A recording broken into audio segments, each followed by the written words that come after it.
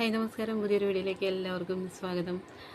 നമ്മളെ പലരും എന്തെങ്കിലും ഒരു ചെറിയൊരു അസുഖം വന്നു കഴിഞ്ഞാൽ ഹോസ്പിറ്റലിലൊക്കെ പോകുന്നതും ട്രീറ്റ്മെൻറ്റ് എടുക്കുന്നതും ഒക്കെ വലിയ മടിയുള്ള കൂട്ടത്തിലാണ് അല്ലേ?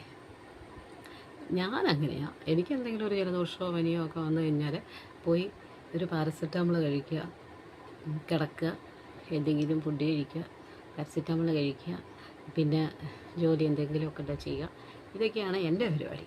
കൈ നിൽക്കുന്നില്ല എന്ന് തോന്നി കഴിയുമ്പോഴത്തേന് ഹോസ്പിറ്റലിൽ പോകുന്നു, ബ്ലഡ് ടെസ്റ്റ് ചെയ്യുന്നു, ആൻറ്റിബയോട്ടിക് എടുക്കുന്നു. പിന്നെ ഒരു ബഹളം തന്നെയായിരിക്കും.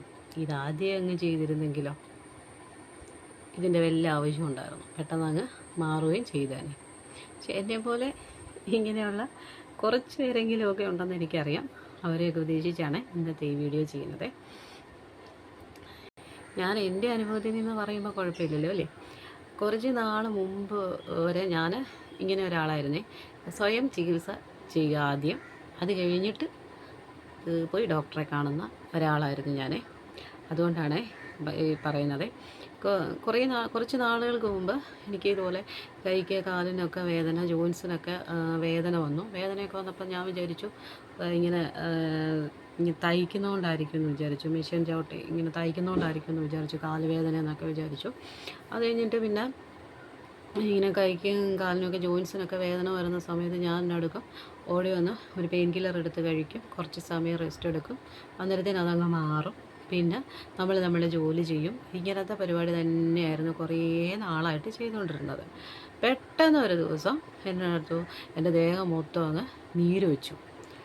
കൈയുടെ ജോയിൻസിന്, കാല്, മുട്ട് എന്ന് വേണ്ട ശരീരം മൊത്തം അങ്ങ് നീര് വെച്ചു. അന്നേരത്തിന് പേടിയായി, മൂട്ടി തീ പിടിച്ചു. അങ്ങനെയാണല്ലോ, പൊതുവിലെ അങ്ങനെയാണല്ലോ. സ്വയം ചികിത്സ എടുത്തുകൊണ്ടിരിക്കും, ലാസ്റ്റ് കൈ നിൽക്കുന്നില്ല എന്ന് വന്നു കഴിയുമ്പോഴത്തേനും മൂട്ടി തീയും പിടിച്ച് ഒരൊറ്റ ഓട്ടമാണ്. അങ്ങനെ ഒരൊറ്റ ഓട്ടം വെച്ച് കൊടുത്തു. ചെന്നു ഡോക്ടറെ കണ്ടു, ബ്ലഡ് ടെസ്റ്റും കാര്യങ്ങളും ടെസ്റ്റുകളെല്ലാം എടുത്തു കഴിഞ്ഞപ്പോഴത്തേന് മനസ്സിലായി ആർത്രൈറ്റിസാണ് എന്ന്. അന്നേരം പിന്നെ ട്രീറ്റ്മെൻറ്റ് തുടങ്ങി. അപ്പോൾ കുറേ നാളായിട്ട് ട്രീറ്റ്മെൻറ്റിലായിട്ട് ഇരിക്കുകയാണ്. ട്രീറ്റ്മെൻറ്റ് എടുത്തുകൊണ്ടിരിക്കുക, കുറച്ച് നാളായിട്ടിപ്പോൾ ട്രീറ്റ്മെൻറ്റ് എടുത്തുകൊണ്ടിരിക്കുകയാണ്.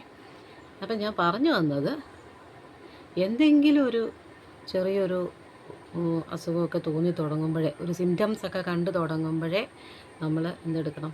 ഡോക്ടറെ കാണുക, വേണ്ട നിർദ്ദേശങ്ങളൊക്കെ സ്വീകരിക്കുക, അതിനനുസരിച്ച് പോവുക. അപ്പോഴത്തേനും നമുക്ക് ഇതെല്ലാം അങ്ങ് പെട്ടെന്ന് തന്നെ ഇതെല്ലാം അങ്ങ് മാറി നമ്മൾ നല്ല അടിപൊളിയാവും. പക്ഷെ നമ്മൾ പലരും ഇത് ചെയ്യുന്നില്ല. സ്വയം ചികിത്സയാണ് ആദ്യം നോക്കുന്നത്. നമ്മുടെ കൈ നിൽക്കുമോ എന്ന് നോക്കും, നിൽക്കുന്നില്ല എന്ന് കണ്ടു കഴിയുമ്പോഴത്തേനും എന്ത് ചെയ്യും?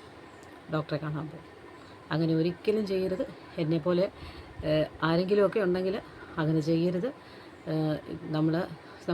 നമുക്ക് സിംറ്റംസൊക്കെ കണ്ടു തുടങ്ങുമ്പോൾ തന്നെ നമ്മൾ ഡോക്ടറെ പോയി കാണുക, ട്രീറ്റ്മെൻറ്റ് എടുക്കുക. അതായത് സൂചി കൊണ്ട് എടുക്കേണ്ടത് തൂപ കൊണ്ട് എടുക്കുന്ന അവസ്ഥ വരാതെ എല്ലാവരും നല്ല ഹാപ്പി ആയിട്ടിരിക്കുക. അപ്പം മറ്റൊരു വീഡിയോ ആയിട്ട് വീണ്ടും കാണാം. ടാറ്റാ.